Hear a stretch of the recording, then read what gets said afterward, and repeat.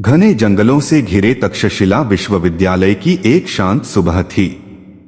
आसमान पर हल्के बादल छाए हुए थे और ठंडी हवा पेड़ों की पत्तियों को धीरे धीरे हिला रही थी। दूर मंदिर की घंटियों की आवाज वातावरण को और भी रहस्यमय बना रही थी। उसी समय आचार्य चाणक्य अपनी कुटिया के बाहर ध्यान मुद्रा में बैठे थे। उनके चेहरे पर गहरी शांति थी, जैसे उनके भीतर पूरा ब्रह्मांड स्थिर हो गया हो। कुछ देर बाद उनका शिष्य चंद्रगुप्त मौर्य तेजी से वहां पहुंचा। उसके चेहरे पर चिंता साफ दिखाई दे रही थी। उसकी आंखों में बेचैनी थी और कदम भी सामान्य से तेज थे। उसने आचार्य को प्रणाम किया, लेकिन उसका ध्यान कहीं और था। चाणक्य ने आंखें खोली और शांत स्वर में कहा, चंद्रगुप्त, तुम्हारे मन में कोई भारी चिंता चल रही है। चंद्रगुप्त चौंक गया। उसने आश्चर्य से पूछा, आचार्य, मैंने तो अभी कुछ कहा भी नहीं, फिर आपने कैसे जान लिया? चाणक्य हल्के से मुस्कुराए। मनुष्य का मन उसकी जुबान से पहले बोलता है। जो व्यक्ति सुनना सीख जाता है, वह बिना शब्दों के भी बहुत कुछ समझ सकता है। चंद्रगुप्त ध्यान से सुनने लगा। चाणक्य उठे और उसे अपने साथ नदी किनारे ले गए। वहां एक वृद्ध मछुआरा बैठा हुआ था। वह चुपचाप पानी की ओर देख रहा था। चाणक्य ने पूछा, बताओ चंद्रगुप्त, यह व्यक्ति इस समय क्या सोच रहा है? चंद्रगुप्त ने कुछ पल उसे देखा और बोला, आचार्य, शायद यह अपनी मछलियों के बारे में सोच रहा है। चाणक्य ने सिर हिलाया। नहीं, ध्यान से देखो। उसके कंधे झुके हुए हैं, आंखों में थकान है और वह बार बार अपनी उंगलियां आपस में रगड़ रहा है। यह व्यक्ति चिंता में है। संभवतः उसके घर में कोई समस्या है। इतने में वह वृद्ध खुद ही बोल पड़ा, सच कहा आचार्य, मेरा पुत्र कई दिनों से बीमार है और मैं उपचार के लिए धन नहीं जुटा पा रहा। चंद्रगुप्त स्तब्ध रह गया। चाणक्य बोले, यही मन को समझने की पहली सीढ़ी है। लोग शब्दों से कम और अपने व्यवहार से ज्यादा सच बताते हैं। फिर उन्होंने कहा, आज मैं तुम्हें वह कला सिखाऊंगा जिससे तुम बिना बोले लोगों के विचारों को समझ सकोगे। लेकिन याद रखो, यह शक्ति केवल शांत और धैर्यवान व्यक्ति को ही प्राप्त होती है। उस दिन से चंद्रगुप्त ने लोगों का अवलोकन करना शुरू किया।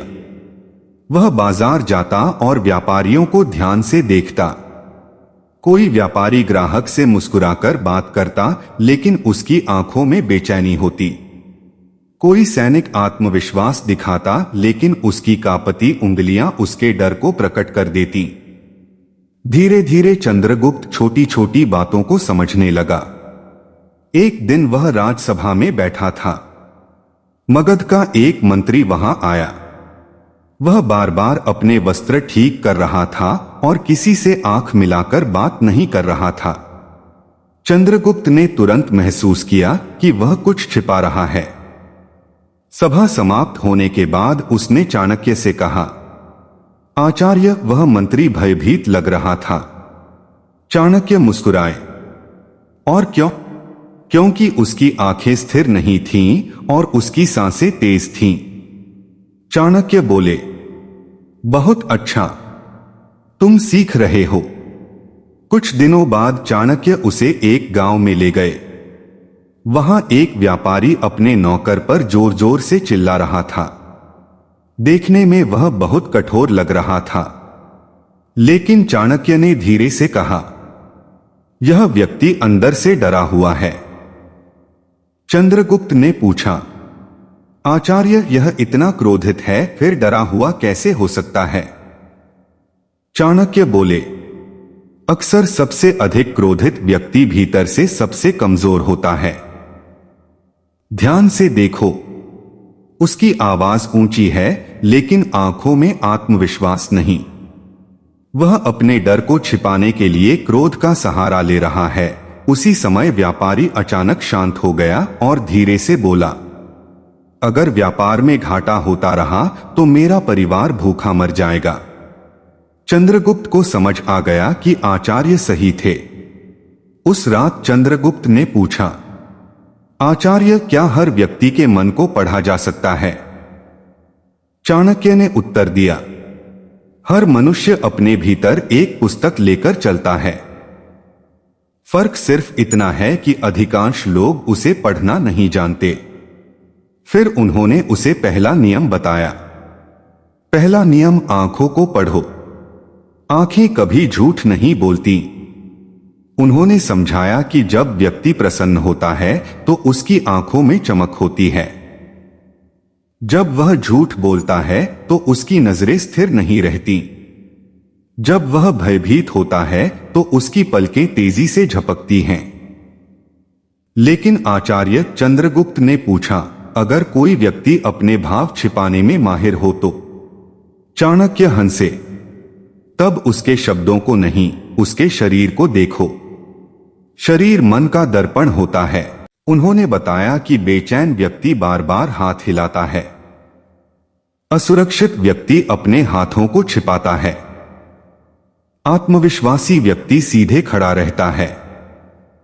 अगले दिन चाणक्य ने उसे एक नया अभ्यास दिया। आज पूरा दिन तुम केवल लोगों को देखोगे, उनसे बात नहीं करोगे, बस उनके व्यवहार को समझने की कोशिश करोगे। चंद्रगुप्त ने ऐसा ही किया। शाम को लौटकर उसने कहा, आचार्य, मैंने देखा कि एक सैनिक हंस रहा था लेकिन उसकी आंखें उदास थीं। चाणक्य ने पूछा, और तुमने क्या समझा? शायद वह अंदर से दुखी था। चाणक्य ने संतोष से सिर हिलाया। याद रखो चंद्रगुप्त, लोग अक्सर दुनिया को वह चेहरा दिखाते हैं जो वे दिखाना चाहते हैं, लेकिन उनका असली मन उनके छोटे छोटे हाव भाव में छिपा होता है। फिर उन्होंने कहा, अब मैं तुम्हें एक कहानी सुनाता हूं। एक बार एक साधु जंगल से गुजर रहा था। रास्ते में उसे एक युवक मिला जो बहुत विनम्रता से बात कर रहा था। उसने साधु को भोजन भी कराया, लेकिन साधु ने तुरंत समझ लिया कि युवक का इरादा अच्छा नहीं है। रात को साधु वहां से चला गया। बाद में पता चला कि वह युवक यात्रियों को लूटता था। चंद्रगुप्त ने पूछा, साधु ने यह कैसे जाना? चाणक्य बोले, क्योंकि उसकी मुस्कान होठों पर थी, आंखों में नहीं। उसकी बातें मीठी थीं लेकिन शरीर में अधीरता थी। उसका लालच उसके व्यवहार से दिखाई दे रहा था। फिर चाणक्य गंभीर स्वर में बोले, मन को पढ़ने की कला केवल दूसरों को समझने के लिए नहीं बल्कि स्वयं को बचाने के लिए भी आवश्यक है। उस रात चंद्रगुप्त देर तक सोचता रहा। उसे महसूस हुआ कि संसार में बहुत कम लोग वास्तव में वही होते हैं जो दिखाई देते हैं। सुबह होते ही वह फिर आचार्य के पास पहुंचा। चाणक्य ने कहा, आज से तुम अपने मन को भी देखना शुरू करो, क्योंकि जो व्यक्ति अपने मन को नहीं समझ सकता वह दूसरों को कभी नहीं समझ पाएगा। उन्होंने चंद्रगुप्त को ध्यान करना सिखाया।